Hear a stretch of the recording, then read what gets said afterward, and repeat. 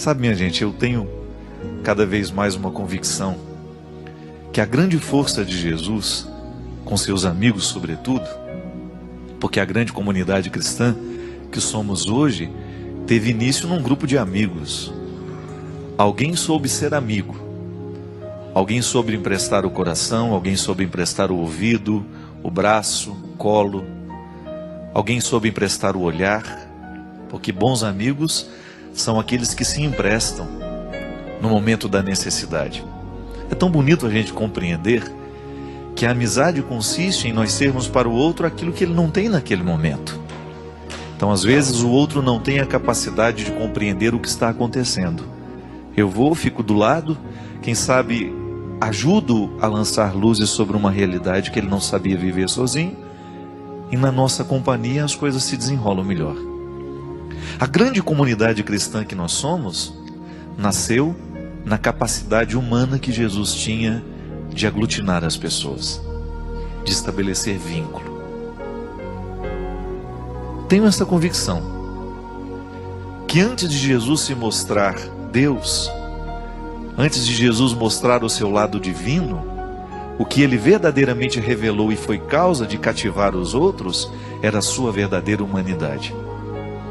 Um ser humano que deu certo, um ser humano que foi equilibrado, um ser humano que buscou ser o melhor possível. Nisso já agia a graça de Deus, é claro, mas ali existe todo o processo formativo de Jesus, a psicologia que Nossa Senhora certamente aplicou com ele, a sabedoria de José ao transformar esse homem num homem de caráter, a influência que ele recebeu da família. Jesus era um ser humano inesquecível. Antes de se mostrar Deus, antes de ser aquele homem que fazia milagres, que era capaz de realizar coisas estrondosas, maravilhosas, Jesus sabia ser gente. É o que fazia com que as pessoas andassem atrás dele. A palavra de Jesus era uma palavra que estabelecia vínculo. Era uma palavra que aproximava, não era uma palavra que afastava. Se você vai na Sagrada Escritura e se você começa a pesquisar essa humanidade de Jesus, se você começa a ler as passagens que revela Jesus com seus amigos, Jesus nas festas, Jesus convivendo, você vai encontrar um ser humano inesquecível. E o bonito de tudo isso, minha gente, é que nós, como grande comunidade cristã, nós somos convidados a ser Jesus de novo. Toda a dimensão divina está a nosso favor, porque nós somos filhos da graça. A graça de Deus não deixa de agir em nós.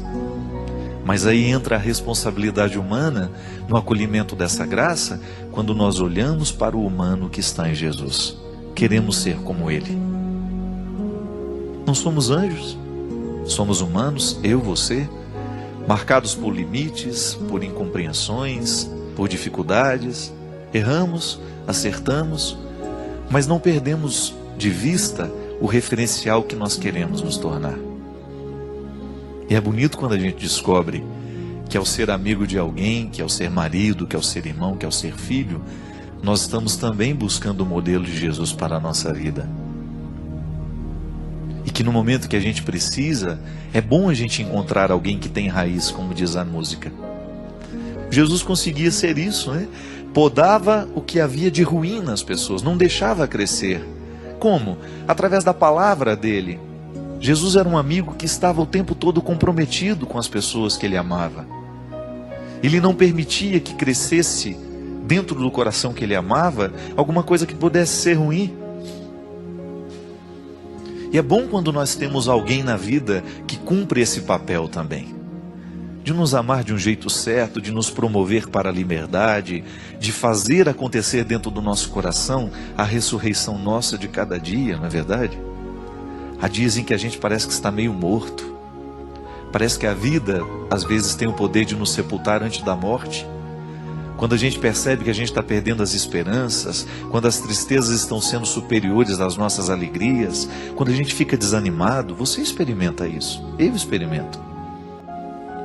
Quando a gente sofre por não ser amado como a gente gostaria que fosse, quando você escuta o que não gostaria de ter escutado, quando você perde e não gostaria de ter perdido, quando você é traído, quando você descobre alguma coisa que não foi do jeito que você planejou, é como se a vida começasse a nos sepultar antes mesmo da morte.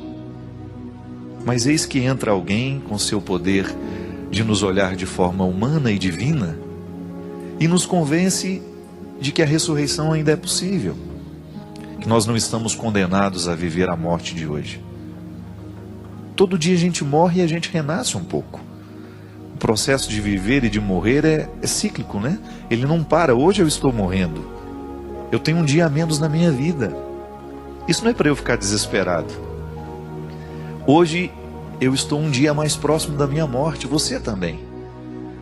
Mas ao pensar nesta possibilidade, nesta realidade, não é uma possibilidade, é uma realidade. Querendo você ou não, hoje você está um dia mais próximo do seu destino final. Isso não é para nos encher de desespero, mas é para, quem sabe, a gente pensar na qualidade que nós queremos dar aos dias que nos restam. Não é assim? É o que Jesus fazia. A mudança que acontecia na vida das pessoas é porque Jesus abriu os olhos delas para esta realidade, mas sem desespero. O diabo gosta de nos colocar no desespero, Deus gosta de nos colocar na esperança. Há duas formas de interpretar este tempo que nos resta. Ou eu vou viver amargurado com aquilo que eu não vivi, com aquilo que eu não fiz, ou eu vou olhar para o tempo que me resta com o desejo de refazer o que precisa ser refeito, administrar o que precisa ser administrado e correr atrás do tempo perdido. Eu tive a graça de receber na minha casa essa semana o Guilherme, um amigo que a vida me deu a oportunidade de fazer. Ele já me conhecia e eu não. E eu tive a graça de ter o Guilherme. E eu achei interessante o quanto que na vida do Guilherme, Deus me utilizou como sendo um sinal. Um rapaz jovem, cheio de vida, diferente, não é comum, não é? Não é aquele rapaz que eu costumo ver na fila da minha igreja, não. Diferente. Mas nele uma experiência de Deus humana. Muito bonito de identificar isso nele. E eu, conversando com ele ontem, ele me dizia assim: padre, uma das coisas que mais marcou de tudo aquilo que o senhor dizia é quando o senhor falou do sucesso.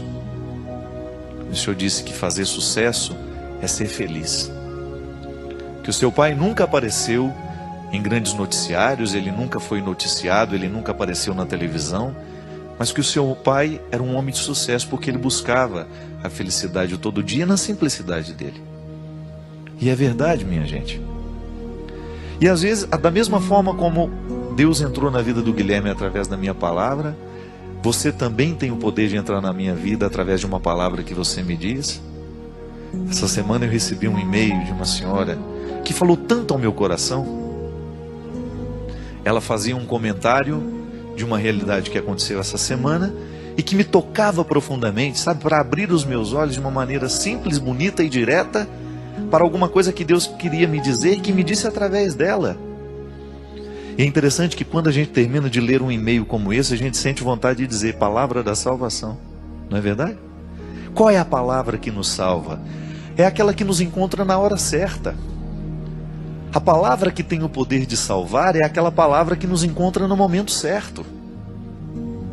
Quantas vezes você leu aquela mesma passagem da Escritura e ela não disse nada para você, mas de repente você lê e aquela palavra te salva naquela hora? Por quê? Porque era a hora certa de ler. É como você dizer alguma coisa para o seu filho na hora errada, não adianta. Na hora que está todo mundo gritando, que está todo mundo nervoso, a palavra nunca vai ser poderosa a ponto de salvar. Mas na hora da calma, na hora em que a confusão terminou, a gente tem o poder de salvar o outro com a nossa palavra. Eu perdoo você. Quantas vezes essa palavra, ela é salvação na vida do outro? Eu entendo o que você está sentindo, isso salva. Quantas vezes no momento do nosso desespero, minha gente, a gente só quer isso. Alguém que olhe para a gente e fala: eu entendo o que você está sentindo. E mesmo que eu não consiga dizer absolutamente nada sobre o que você sente, hoje eu empresto a minha presença. Eu serei com você. Isso é palavra da salvação. É Deus sendo humano em nós através do outro. É o processo que nos ensina e que faz atualizar na Galileia dos nossos dias o mesmo que aconteceu naquele tempo, quando Jesus tinha a coragem de olhar para os miseráveis do seu tempo, para aqueles que necessitavam, e dizer para eles essa palavra de salvação, que a igreja continua pronunciando, dizendo em cima de todos os telhados, para que ninguém deixe de ouvir, porque nós acreditamos no que anunciamos, e nós queremos que aquilo que nós anunciamos seja a palavra de salvação na hora certa, no momento certo, na vida de tantas pessoas.